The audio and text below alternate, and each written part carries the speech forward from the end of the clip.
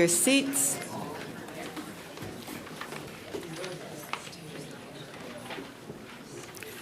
Okay,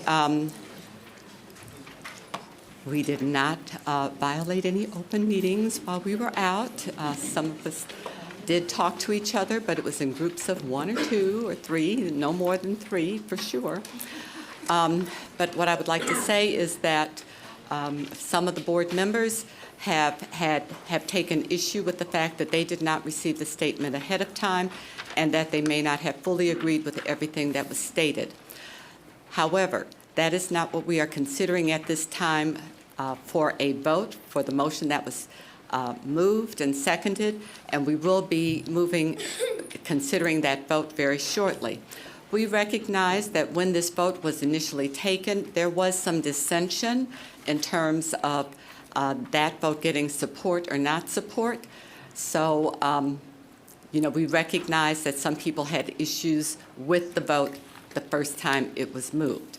So prior to us taking that vote that Ms. Hanks will read to us again, we will have comments from board members who took issue with the statement that was read earlier. So Ms. Catranio. Just to restate what you said, I am one of those board members. I feel like it's not that I just feel like it is.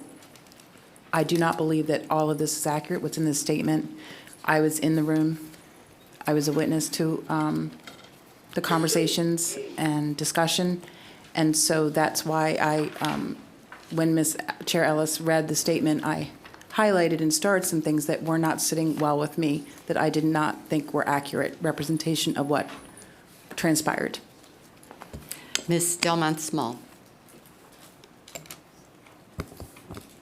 I think perhaps if the board members had been given the courtesy of seeing the statement prior to it being read on our behalf, there could have been improvements made to it. I believe that the statement as read misleads the community as to what occurred during the recess, and I do not think that's appropriate, and I think it is equally inappropriate that it was read into the record, and I do not support it. Okay, Ms. Hanks, can you read the motion that's on the floor, because this is specifically related to our redistricting? We have a motion by Ms. Coombs and a second by Ms. Mallow that the board vote to ratify and to reaffirm the vote taken with respect to Clements Crossing. Are you ready to vote? Ready? I have a point of order. Point of order, Ms. Delmont-Small. I understand that we had counsel provide us input to this action. However, it is my understanding that according to Robert's rules, it is inappropriate for a ratification to be used. Mr. Blum is here and he can speak to it. That would be fabulous.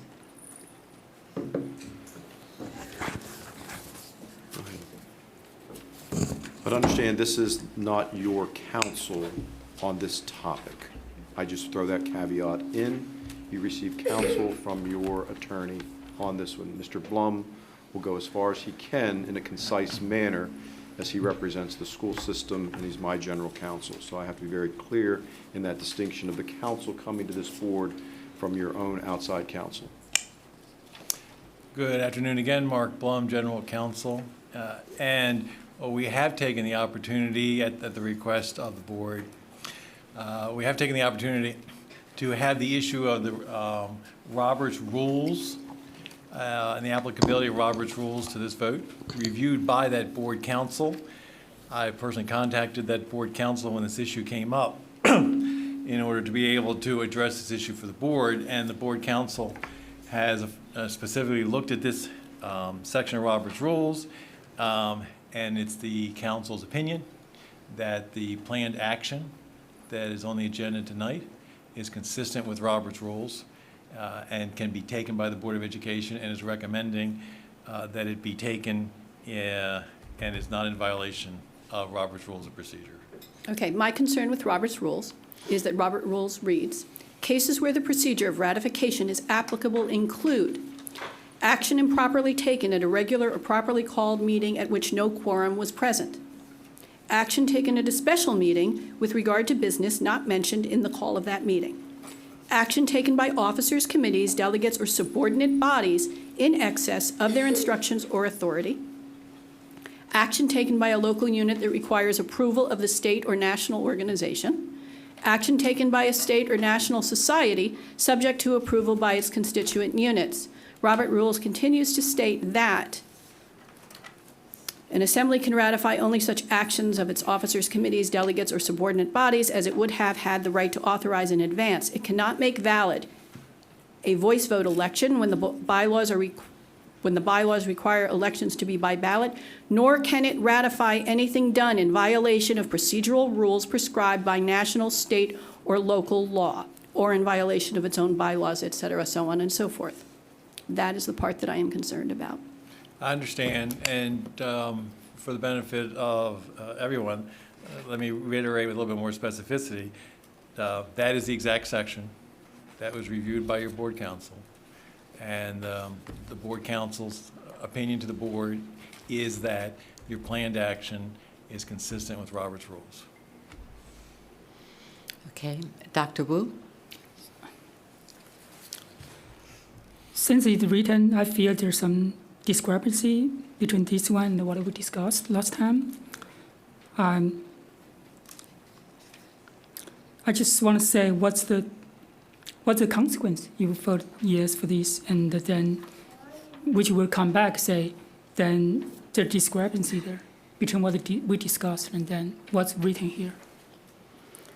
Mr. Blum, what would be, if there are discrepancies as viewed by board members of the document, is there an impact to the board? I'm sorry, would you clarify a discrepancy? Are we talking in- about the in statement? Yeah. Interpreting Robert's rules? No, or it's what was written here and what we discussed in closed meeting. I'm sorry, Mr. discrepancy Blum? between the motion is recalled by No, Ms. no. Hay? Okay, so right now, we're really on the motion. Yeah. So Can I clarify? the discrepancy between this written document and between what we discussed in the closed meeting. You're referring to the statement read by Ms. Ellis? Yeah. Yeah. What's the consequence if we? I don't believe there's any consequence. The chair had the prerogative to read a statement, which she did. Some board members have voiced their own statements orally about that. Okay, so I'll move on to Ms. Coturnio. I'm going to ask, because you've spoken before, and then to Ms. Taj. Before we take the I'll vote. defer. Okay, It's Ms. not directly Taj? related to this. Okay. Could you advise us, are these two separate things? The statement and the ratification? Yes. Okay. Second, the statement is one that any board member can make here, correct? Yes. Okay. So can we separate those right now in our discussion? Would you agree that's wise? I thought we had. Okay, so we're ready, I think, to take the vote Okay. now. Could I just ask a quick question? If there are two different items, should they be two different items on the agenda? I was advised by Ms. Bressler how to word the agenda item. The statement was just to clarify that Okay. you had a violation of the Open Meetings Act, and now you're ratifying the vote. Okay, I think we're ready for the vote now. Okay, motion by Ms. Coombs, second by Ms. Mallow. Ms. Coombs? Yes. Ms. Mallow? Yes. Ms. Coturnio? No? Ms. Ellis? Yes, Dr. Wu? No. Ms. Delmont Small? No. Ms. Taj? Yes. Motion passes 4-3. okay, we will now move on to bids and contracts. Could I ask the question I was deferring? Okay, Ms. Coturnio. Since it's now ratified, does this affect the timeline for appeals for those polygons, for those communities affected by this decision? Does that reset the timeline so they have longer to appeal?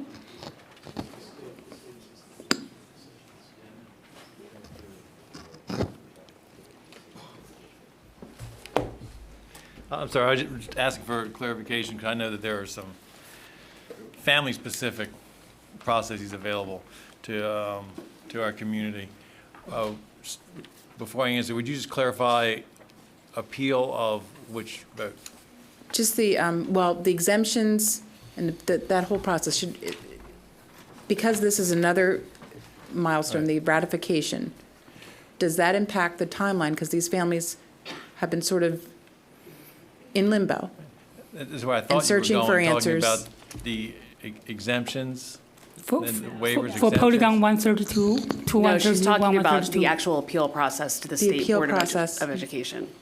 And for our exemption deadline, for our own, I guess I'm, And are they, in the numbers that you gave us, Dr. Martirano, or that Mr. Barnes gave us, were they considering these changes already? I assume yes. So Yeah, Bill Barnes, Chief Academic Officer, yes. okay, so the the couple assumptions hundred were- people. Hold on, have one already person moved, at a right? time. Mr. Barnes. Yeah, to answer your question, yes. I mean, we've been proceeding from the motion set from November 21st. You received the memo today with an update on that process, seeing that we have about 91, almost 92% of the families had reported as of yesterday afternoon.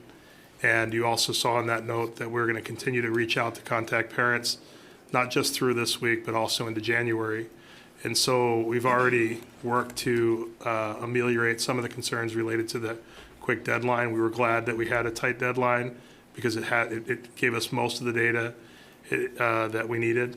Families continue to reach out to work with schools, to work with our offices to get information and updates. And we'll continue to try to contact folks. But if anyone in the Polygon, I'm sorry I didn't catch the Polygon associated with this decision, needs to speak with the school or a member of our office, we can certainly consider if they've completed the survey, we can consider that if they've changed their mind.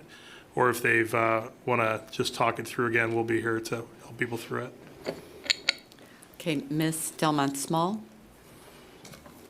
I think the question was not related to the parents making the choice. I think the question is related to whether or not this now, because technically what we just did was not done before. In order to ratify it, it did not become, quote, legal until this point in time. So this piece of redistricting now starts the clock on the 30 days for parents to appeal. That, I believe, was the question of my colleague. With And I regard, would say the answer, I know you're the lawyer, but I would say the answer is yes, because right now is when it occurred in time. with regard to an action to appeal this decision tonight, yes, the state law timeline of 30 days would apply, beginning tonight, relative to the action taken tonight. Ms. Coombs, did you have any more? So just to clarify, that means that that people have 30 days to appeal to the State Board for these particular, Just For for the these action. Just for these particular just for ones. these The action polygons. tonight. right? Right. So, thank you. Dr. Wu? I think that answered my question. So this reset the clock for appeal for Polygon 132, 132 to For the 132. vote taken It's tonight. not impact other polygons, which No. is not being discussed. Just for the vote taken tonight. Ms. Delmont Small? And I also would like to, I know this is probably obvious, is that the decision of the parents, whatever choice the parents choose to make in that polygon, is separate from their right to appeal. Absolutely. They can do both right, of those at the same time. Right. That's Okay, why I just wanted to wanted get to make clarity sure we're on all the question. following the same Yes. rules. Thank you. Any more questions on the ratification? Okay, seeing none, we'll move on to bids and contracts.